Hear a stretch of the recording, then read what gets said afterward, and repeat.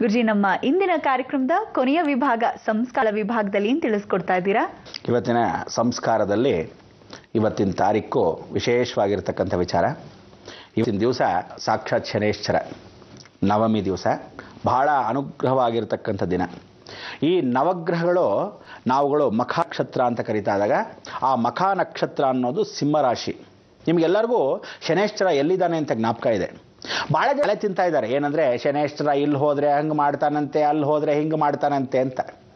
ಒಂದು ತಿಳ್ಕೊಳ್ಳಿ, ನಾವುಗಳು ಶನೇಶ್ವರ ಎಲ್ಲೇ ಹೋದರೂ ಅವನೊಬ್ಬನಿಗೆ ಮಾತ್ರ ನೋಡಲ್ಲ, ಇವನೊಬ್ಬನಿಗೆ ಮಾತ್ರ ನೋಡಲ್ಲ, ಪಕ್ಕದ ಮನೆಗೆ ಮಾತ್ರ ನೋಡಲ್ಲ, ಇಡೀ ಜಗತ್ತಿಗೆ ಅಲ್ಲೋಲ ಕಲ್ಲೋಲ ಮಾಡಿಸ್ತಾನೆ. ಅವನು ಬಂದಿರೋದೆಲ್ಲಿ? ಶುಕ್ರನ ಮನೆಗೆ. ಶುಕ್ರನ ಮನೆಗೆ ಬಂದಾಗ ಶುಕ್ರ ಅಂದರೆ ಏನೋ ತಕ್ಕಡಿ, 50-50. ಆ 50-50 ಅಂದರೆ ಶುಕ್ರ ಅಂದರೆ ನರಗಳು, ಶುಕ್ರ ಅಂದರೆ ದುಡ್ಡು, ಶುಕ್ರ ಹೆಣ್ಣು, ಶುಕ್ರ ಅಂದರೆ ಯಾವ ಕಾಲಕ್ಕೂ ಜನಗಳ ವಿಶೇಷವಾಗಿರ್ತಕ್ಕಂಥ ಸಂತಾನ ಅಭಿವೃದ್ಧಿಯ ಕ್ಷೇತ್ರಗಳು, ದೇಹದ ಅಂಗಗಳು. ಶುಕ್ರ ವಿಶೇಷ ಅಂದರೆ ತಲೆಯ ಮೆದುಳ ಭಾಗದ ಕೆಲವು ನರಗಳು. ಶುಕ್ರ ಅಂದರೆ ಸಾಕ್ಷಾತ್ ಕಳತ್ರಕಾರಕ ಜೀವನದ ತಿರುವುಗಳು. ಇದೆಲ್ಲನೂ ಶುಕ್ರನ ಜಾಗ. ಆ ಮನೆಗೆ ಸಾಕ್ಷಾತ್ ಕನ್ಯಾ ರಾಶಿ ಬಿಟ್ಟು ಶನೇಶ್ವರನೇ ಸ್ವತಃ ಅಲ್ಲಿ ಬಂದು ಕೂತ್ಕೊಂಡಾಗ ಜಗತ್ತನ್ನು ಸಂರಕ್ಷಣೆ ಮಾಡ್ತಕ್ಕಂಥವನು ಕರ್ಮದೇವತೆ. ಇವನ್ನ ನೋಡ್ತಾ ಇದ್ದಾನೆ ಗುರು. ಎಲ್ಲಿಂದ? ಮೇಷರಾಶಿಯಿಂದ ನೋಡ್ತಾ ಇದ್ದಾನೆ. ಅಂದರೆ ಪ್ರಕೃತಿ ಪ್ರಳಯವಾಗೋದು ಗ್ಯಾರಂಟಿ. ಎಷ್ಟೋ ಜನ ನಿಮ್ಗೆ ಗೊತ್ತಿಲ್ಲದೆ ಇರೋ ವಿಚಾರ ಹೇಳ್ತೇನೆ ಕೇಳಿ. ಇವತ್ತು ಸಂಸ್ಕಾರದಲ್ಲಿ ನೀವು ಅಷ್ಟು ತಿಳ್ಕೊಳ್ಳೋದ್ರೆ ಭಾಳ ಕಷ್ಟ ಆಗ್ಬಿಡುತ್ತೆ. ಒಂದು ದಿವಸ ಮೌಂಟೇನಿಯರಿಂಗು ಮಾಡ್ತಾ ಇದ್ದ ವ್ಯಕ್ತಿ, ಒಂದು 4 ಜನ ಇದ್ದಾರೆ, ಇನ್ನೊಂದು ದಿವಸ ಅವ್ರ ಕೈಯಲ್ಲಿ ಮಾತಾಡಿಸ್ತೀನಿ. ಭಾರತ ದೇಶದಲ್ಲೇ ಇರ್ತಕ್ಕಂಥವ್ರು, ಕರ್ನಾಟಕದಲ್ಲೇ ಇರ್ತಕ್ಕಂಥವ್ರು, ಮಂಗಳೂರಲ್ಲೇ ಇರ್ತಕ್ಕಂಥ ವ್ಯಕ್ತಿ. ಪಾಪ ಅಷ್ಟು ಚೆನ್ನಾಗಿ ದೈವಭಕ್ತಿ, ಬ್ರಾಹ್ಮಣೋತ್ತಮ, ಅವನೊಬ್ಬ ಪುಟ್ಯಾಣಿ ಬ್ರಾಹ್ಮ. ಈ ವ್ಯಕ್ತಿ ಏನು ಮಾಡಿದ್ದಾರೆ, ಬೆಟ್ಟವನ್ನು ಹತ್ತಬೇಕಾದ್ರೆ ಭಾಳ ಜನ ಹೇಳಿದ್ರು, ನೀನು ಮಾಂಸ ಗಿಂಸ ತಿನ್ನಲ್ಲ, ನಿನಗೆ ಎಷ್ಟೇ ಸ್ಟ್ಯಾಮಿನಾ ಬೆಟ್ಟ ಹತ್ತಕ್ಕೆ, ನಿನ್ನ ಕೈಲಿ ಅದೆಲ್ಲ ಸಾಧ್ಯ ಆಗಿಲ್ಲ ಅಂತ ಅಣಗಿಸ್ಕೊಂಡು ಕೂತಿದ್ದಾರೆ. ಆದರೆ ಎಕ್ಸಾಮಲ್ಲಿ ಪಾಸ್ ಮಾಡಿದ್ದು ಅಕಸ್ಮಾತ್ ಅಲ್ಲಿಗಡೆ ಹೋಗಿ ಟ್ರೈನಿಂಗ್ ಹೋಗಿದ್ದೆಲ್ಲ ಈ ವ್ಯಕ್ತಿಗೆ ಸಿಕ್ತು. 4 ಜನದಲ್ಲಿ 3 ಜನ ಡಮಾರ್ ವಾಪಸ್ ಕಳಿಸ್ಬಿಟ್ಟು, ನಿನಗಿದು ಸರಿ ಇಲ್ಲ, ನಿನಗದು ಸರಿ ಇಲ್ಲ ಅಂತ. ಅಂದರೆ ಇವನ್ ಈ ಜಾತಿ, ಅವನ ಆ ಜಾತಿ ಅಂತಲ್ಲ, ಅವನಿಗಿದ್ದ ದೈವ ನಂಬಿಕೆ. ಇನ್ನೊಬ್ಬ ಬಂದ ಫಾರಿನರ್, ಅವನಿಂದ as you are true, world always keeps you in a good position when you respect the world. ಅಂದರೆ ಏನೋ ಅರ್ಥ, ಪ್ರಪಂಚದಲ್ಲಿ ನೀನು ಬದುಕ್ತಾ ಇರ್ಬೇಕಾದ್ರೆ ಪ್ರಪಂಚಕ್ಕೆ ನೀನು ಗೌರವ ಕೊಡಬೇಕು, ಪ್ರಕೃತಿಯನ್ನು ನೀನು ಹತ್ತಾ ಇರ್ಬೇಕಾದ್ರೆ ಪ್ರಕೃತಿನ ನಮಸ್ಕಾರ ಮಾಡಬೇಕು. ಅವನಿಗೆ ಚೆನ್ನಾಗಿ ಗೊತ್ತಾ ದೇವರ ನಮಸ್ಕಾರ. ಇವತ್ತು ಹಿಮಾಲಯವನ್ನ ದಾಟಿ ಮೌಂಟ್ ಎವರೆಸ್ಟ್ ಅನ್ನು ಹತ್ತಿರತಕ್ಕಂಥ ಏಕೈಕ ಒಬ್ಬನೇ ಬ್ರಾಹ್ಮಣ ತಮ್ಮ. ಇವತ್ತಿನ ದಿವಸ ಅವನ ಡಿಪಾರ್ಟ್ಮೆಂಟಲ್ಲಿಂದ ಹಿಡಿದು ಅವನು ಹೋಗಿ ಕಷ್ಟಪಟ್ಟು ಸಾಲ ಮಾಡಿ ಇವತ್ತಿನ ದಿವಸ ಎತ್ತರ ಶಿಖರಕ್ಕೆ ಅವನಿಂದ ವಿಶೇಷವಾಗಿರ್ತಕ್ಕಂಥ ದಾಖಲೆ ಮಾಡ್ದ. ಏನು ಗೊತ್ತಾ? ಇಡೀ ಪ್ರಪಂಚದಲ್ಲಿರ್ತಕ್ಕಂಥ ಎಲ್ಲ ದೇಶಗಳ ಬಾವುಟ, ಎಲ್ಲ ರಾಜ್ಯಗಳ ಬಾವನ್ನು ಎತ್ಕೊಂಡು ಹೋಗಿ ಅಲ್ಲಿ ಸಿಗಿಸಿದ್ದಾನೆ. ನನಗೆ ಯಾಕೆ ಬೇಕು, ಇದೊಂದು ಸಾಕು ಅಂತ.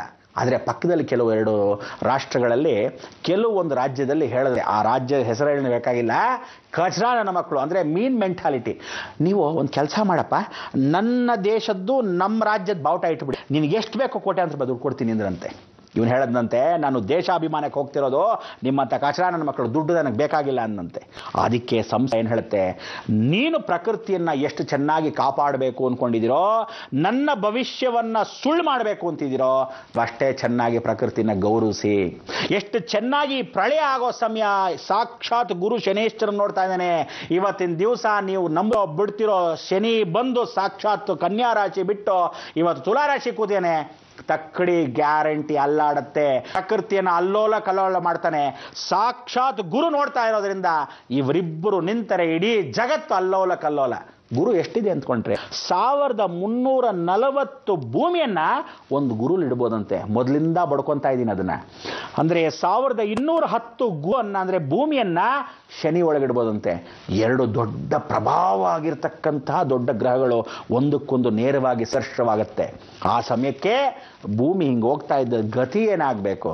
ಅದಕ್ಕೆ ಹೇಳ್ತೀನಿ, ನೀರಿಂದನೋ, ಬೆಂಕಿಯಿಂದನೋ, ಘರ್ಷಣೆಯಿಂದ, ವಾತಾವರಣದಿಂದನೋ, ಗಾಳಿಯಿಂದನೋ ಹೇಗೆ ನಡೆಯುತ್ತೋ ಪ್ರಕೃತಿಯ ವಿಕೋಪ ಗೊತ್ತಿಲ್ಲ. ಆದರೆ ಕಾಪಾಡಬೇಕಾದ ಆದ್ಯ ಕರ್ತವ್ಯ ಪ್ರತಿ ಒಬ್ಬ ಮನುಷ್ಯಂದು. ಅದಕ್ಕೆ ನಾನು ಹೇಳ್ದ ಹಾಗೆ ನೀವು ಕೇಳಬೇಕು. ಏನು ಹೇಳಿ? ಅಕಾಲವನ್ನು ತ್ಯಜಿಸಿ ತ್ರಿಕಾಲವನ್ನು ಉಳಿಸಿ.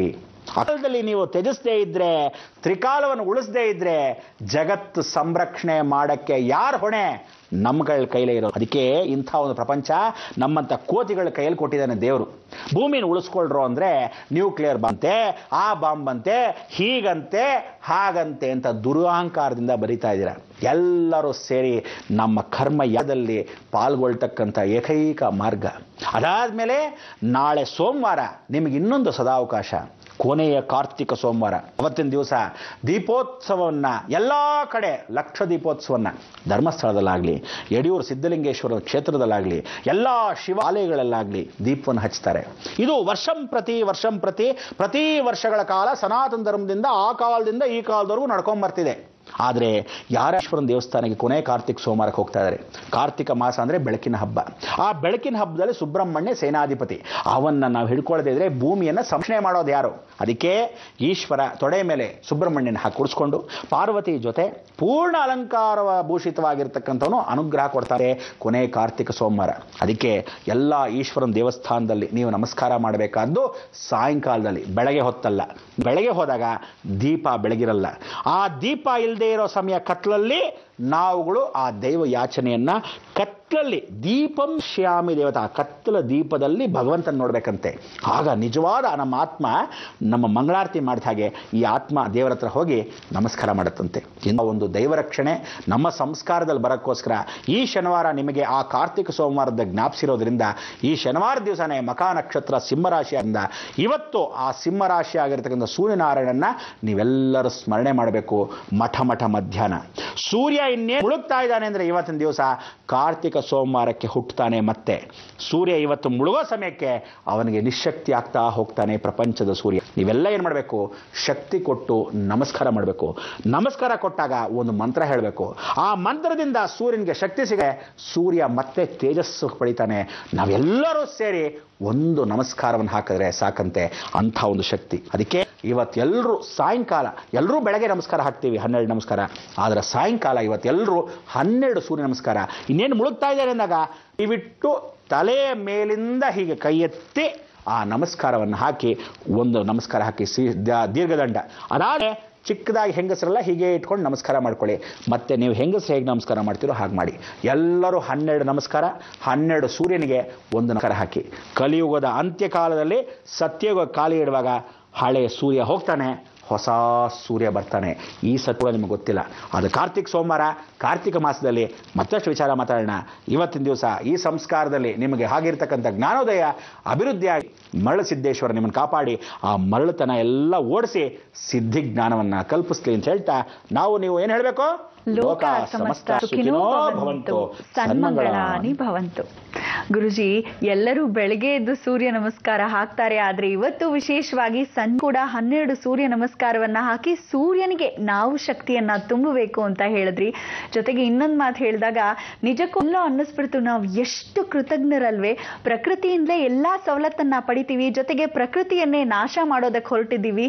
ದಯವಿಟ್ಟು ಹಾಗೆ ಮಾಡಿ ಅನ್ನೋ ಒಂದು ಒಳ್ಳೆಯ ವಿಚಾರವನ್ನ ತಿಳಿಸ್ಕೊಟ್ಟಿದ್ದೀರಾ. ನಮ್ಮ ಈ ಕಾರ್ಯಕ್ರಮಕ್ಕೆ ಆಗಮಿಸಕ್ಕಾಗಿ ಧನ್ಯವಾದಗಳು ಗುರುಜಿ.